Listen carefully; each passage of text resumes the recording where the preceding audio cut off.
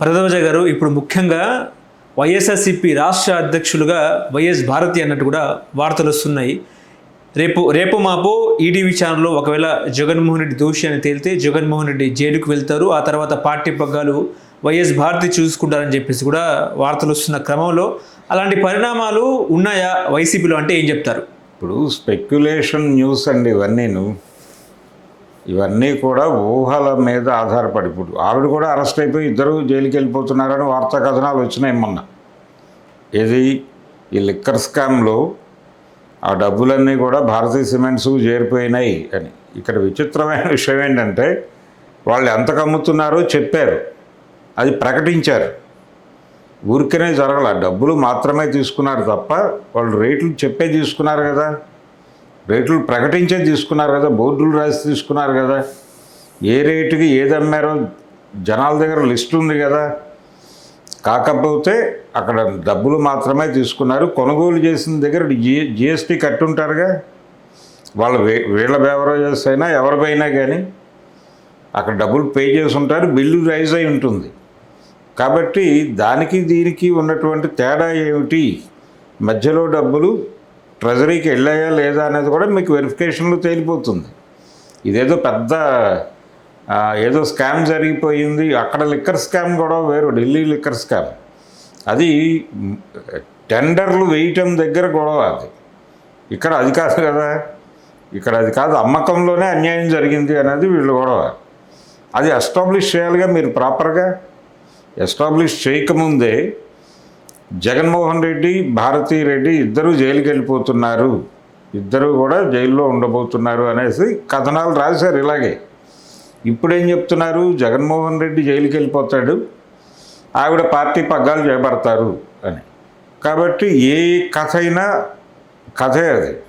Court prove చేయాలి కదా, కోర్టుకి వెళ్ళి కోర్టు సాటిస్ఫై అవ్వాలి కదా. వీళ్ళు పెట్టినటువంటి కాగితాలో లేకపోతే వీళ్ళు చూపించిన ఎవిడెన్స్కు వాళ్ళు సాటిస్ఫై అయిన తర్వాత కదా మీరు అరెస్ట్ చేయాల్సింది. అలా ఎలా చేస్తారు? ముందుగా మీరు రోడ్డు మీదకి ఎలా పంపిస్తారు విషయాలని? కాబట్టి ఈ మాట్లాడుతున్న వాళ్ళు ఏ ఆధారాలతో మాట్లాడుతున్నారు, క్లియర్ కట్ ఎవిడెన్స్లు ఏమున్నాయి, డాక్యుమెంటరీ ఎవిడెన్స్ ఏముంది వాళ్ళ దగ్గర, అది కూడా పబ్లిక్ డొమైన్లో పెట్టాల్సిన అవసరం అయితే ఉంది. కానీ అది జరగటం లేదు మన దగ్గర చాలా స్పష్టంగా వీళ్ళు అరెస్ట్ అయిపోతున్నారు, వాళ్ళు అరెస్ట్ అయిపోతున్నారు, ఇంకో గంటలో జరుగుతోంది ఇది, ఇంకో గంటలో ఎవరో సరెండర్ అవబోతున్నారు, ఇలాంటి వార్తలన్నీ రాసేసుకుంటున్నాం మనం. కానీ అవేవీ జరగటం లేదు అనేది వాస్తవం. అందులో భాగమే ఇప్పుడు జగన్మోహన్ రెడ్డి అరెస్ట్ అయిపోతాడు, జైలుకి వెళ్ళిపోతాడు, పార్టీ అనాథ అయిపోతుంది, సాక్షి అనాథ అయిపోతుంది. కాబట్టి ఆవిడ వచ్చి వీటన్నిటిని తన బాధ్యతగా టేక్ ఓవర్ చేసి నడుపుతారు అనేది ఒక కథనం ఎస్టాబ్లిష్ చేసేస్తే నడుస్తూ ఉంటుంది కొంతకాలం. జరిగితే మంచిదే, జరగకపోయినా పెద్ద ప్రమాదం ఏం లేదు. ఎవరు వెనక్కి వచ్చి అడగరు, ఆ రోజు బలానా రోజున నువ్వు ఇలా రాసేవు, జరగలేదు కదా అని ఎవరు అడగరు అనే ధైర్యంతో ఇలాంటి కథనాలన్నీ ప్రచారంలో పెడుతున్నారు. గవర్నమెంట్ మూవ్ అయిన తర్వాత నువ్వు రాయాల్సిన కథ అది. గవర్నమెంటు అతని అరెస్టుకి ఒక ప్రయత్నం మొదలు పెట్టాలి, మొదలుపెట్టిన తర్వాత నువ్వు రాయి. నువ్వే స్పెక్యులేట్ చేస్తే అలాగా, మీడియా స్పెక్యులేట్ చేస్తే అలాగా, జరగని విషయాలు జరగబోతున్నట్టుగా రాయటం అనేది ఈ మధ్యకాలంలో ఎక్కువైపోయింది. అది జరుగుతుందా లేదా అనేది కనీసంగా అంటే బోడిగుండుకి మోకాలకి ముడిపెట్టి ఒక కథనం రాసేసి వీళ్ళు అరెస్ట్ అయిపోతున్నారు, చాలామంది అరెస్ట్ అయిపోతున్నారని చెప్పారు. ఎవరు అరెస్ట్ కావాలి, అందరూ హాయిగానే ఉన్నారు, బెయిల్స్ తీసుకుంటున్నారు, అరెస్ట్ అయిన వాళ్ళు బెయిల్ మీద బయటకు వచ్చేస్తున్నారు. ఇంత జరుగుతుండగా ఇప్పుడేదో వైఎస్ఆర్ ఇప్పుడు ఆయన ఏదో ఎమ్మెల్యేలతో కూర్చున్నాడు నిన్నో మొన్న, ఎవరు జగన్మోహన్ రెడ్డి గారు. ఆ సమావేశం ఆయన ఏర్పాటు చేయగానే ఆల్రెడీ 3-4 ఎమ్మెల్సీలు వెళ్ళిపోయారు, ఇప్పుడు ఎమ్మెల్యేలు కూడా వెళ్ళిపోతారేమో అని వాళ్ళని కట్టడి చేయడం కోసం ఈ సమావేశం పెట్టాడు అని ఒక వార్త సర్క్యులేషన్లో పెట్టారు. అది కాదు వాస్తవం. వాళ్ళతో ఆయన మాట్లాడాల్సిన బాధ్యత ఉంది. యాక్సెస్ ఇచ్చేవాడు కాదు ఇదివరకు, ఇప్పుడు యాక్సెస్ ఇచ్చి మాట్లాడుతున్నాడు. దానికి అప్రిషియేట్ చేయాల్సింది పోయి దాడి చేస్తే ఎలాగా? అందుకని ఇది వాంటెడ్గా కావాలని జరుపుతున్నటువంటి ప్రచారం, అంతకుమించి ఏమీ కాదు. ఏది జరిగినా తప్పేం కాదు. ఒకవేళ వాళ్ళు క్రైమ్ చేశారు అని అనిపిస్తే అరెస్ట్ చేయడం తప్పేం కాదు. తప్పులు ప్రతి ఒక్కరూ చేస్తారు, జైలుకి ప్రతి ఒక్కరూ వెళుతున్నారు. చంద్రబాబు నాయుడు గారు కూడా జైలుకి వెళ్ళారనే విషయం మర్చిపోకూడదు. లోకేష్ వెళ్ళలేదు కానీ చంద్రబాబు నాయుడు అయితే వెళ్ళాడు జైలుకి. బాలకృష్ణ గారు కూడా వెళ్ళాడు గతంలో జైలుకి. కాబట్టి వీళ్ళందరికీ జైలు అనుభవాలు అనేది సహజంగా ఉన్నటువంటి కార్యక్రమం. ఆ ప్రకారం కొనసాగటమే, అంతకుమించి ఊరికనే వాళ్ళ మీద వీళ్ళ మీద బురద జల్లితే అలాగా అది కరెక్ట్ కాదు. భరద్వాజ గారు, ఇప్పుడు జగన్మోహన్ రెడ్డి కనుక అసెంబ్లీకి రాకపోతే డిస్క్వాలిఫై చేస్తామన్నట్టు కూడా రఘురామకృష్ణంరాజు నిన్నటి క్లారిటీ ఇచ్చారు. ఏంటి సార్ అసలు ఏం జరుగుతూ ఉంది? ఆయన అసెంబ్లీకి రావట్లేదు, వీళ్ళేమో పిలుస్తున్నారు. అసెంబ్లీకి రాకపోతే ఆయన్ని ఎమ్మెల్యే దీని నుంచి తీసేసేటువంటి అధికారం ఉంటే దాన్ని ఎగ్జిక్యూట్ చేసుకోవచ్చు, నో ప్రాబ్లం. ఎవరికి వచ్చిన సమస్య ఏం లేదు. తప్పు చేసినప్పుడు అవతల వాళ్ళని తొలగించడం తప్పెందుకు అవుతుంది? కాకపోతే ఎమ్మెల్యేలతో ఆయన సమావేశం అయ్యాడు, ఒక మాట చెప్పాడు ఎమ్మెల్యేలకి అనేది బయట సర్క్యులేట్ అవుతోంది. జగన్మోహన్ రెడ్డి గారు మనం అసెంబ్లీకి వెళ్ళొద్దు, ఒకవేళ వాళ్ళు గనక సస్పెండ్ చేస్తే మంచిదే, మనం బై ఎలక్షన్కి వెళ్దాం అనేది ఆయన చెప్పినట్టుగా, అందుకని అసెంబ్లీకి రాకుండా ఆగుతున్నారు అని చెప్తున్నారు వీళ్ళు. చెప్పి ఆ మేరకు వార్తలు నడుస్తున్నాయి బయట. ఒకవేళ రిజైన్ చేశారు, 11 మంది రిజైన్ చేశారు, మళ్ళీ బై ఎలక్షన్లో నిలబడతారు, అప్పుడు కూడా రారుగా. ఈ సీట్ల నెంబర్ ఏం పెరగదుగా, 11 నుంచి 50కో 100కో పెరగదు కదా. ఇది బై ఎలక్షన్ అంటే కేవలం వాళ్ళ నియోజకవర్గాలు ఎవరైతే రాజీనామా చేస్తారో వాళ్ళ నియోజకవర్గాలకు జరుగుతాయి. ఈ 11 వస్తాయనే గ్యారంటీ కూడా లేదుగా, అందులో 1-2 పోవచ్చు. మరి ఇంత కన్ఫ్యూజన్ ఉన్న చోట అతను గేమ్ ఎందుకు ఆడుతాడు జగన్మోహన్ రెడ్డి?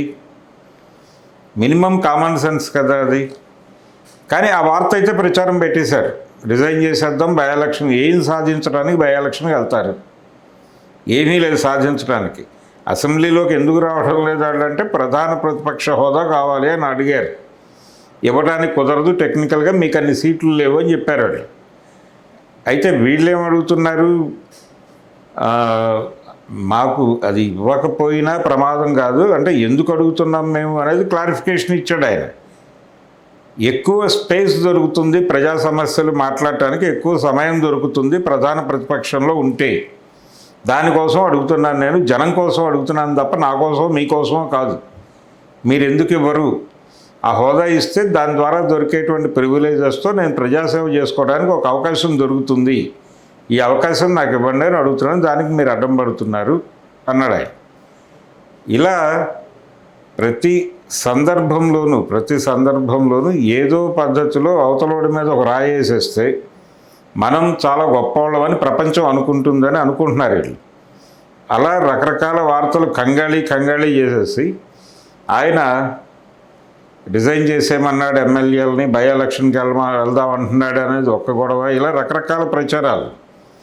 ఈ ప్రచారాల్లో భాగమే ఇప్పుడు ఆయన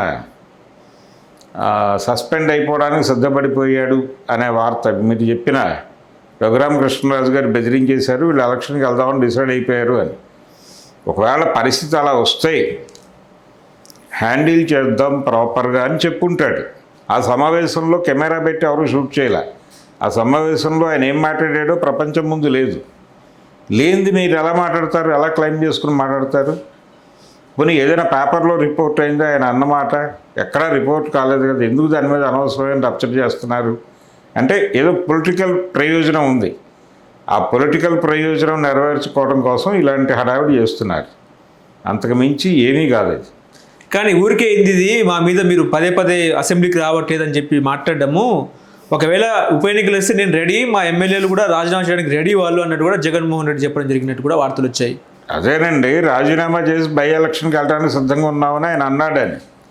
వాళ్ళు 11 మంది రాజీనామా చేస్తే బై ఎలక్షన్ ఆ నియోజకవర్గాల వరకు పెడతారు. అవును, అసెంబ్లీ ఎన్నికలు పెట్టరుగా. అసెంబ్లీ ఎన్నికలు పెట్టరు. మరి అసెంబ్లీ ఎన్నికలు పెట్టినప్పుడు ఈ 11 గెలవచ్చు, 11లో కొన్ని పోవచ్చు కూడా. ఎవరు గ్యారంటీ ఇస్తారు? అందుకని అలాంటి తొందరపాటు ప్రకటనలు చేయటం తప్పు ఎవరు చేసినా. రెండోది, వీళ్ళు ఎమ్మెల్యేలుని కూర్చోబెట్టుకుని మాట్లాడతాడు, అది సహజం, ఏ పార్టీలోనైనా జరిగేది. దాని మీద కూడా స్పెక్యులేషన్, మీరు పుకార్లు పుట్టిస్తే ఎలాగా? అందులో కొంతమంది వెళ్ళిపోబోతున్నారు అనే ప్రచారం. ఆల్రెడీ ఎమ్మెల్సీలు వెళ్ళిపోయారు, వీళ్ళు కూడా వెళ్ళిపోబోతున్నారు. వాళ్ళని కట్టడి చేసుకోవడం కోసం వాళ్ళని కూర్చోబెట్టాడు. ఇప్పుడు పార్టీ వాళ్ళేదో ఒక ప్రోగ్రాం ఉంది, వైజాగ్ ఏరియాలో ఏదో ప్రోగ్రాం చేయాలనుకుంటున్నారు వైఎస్ఆర్సీపీ నుంచి.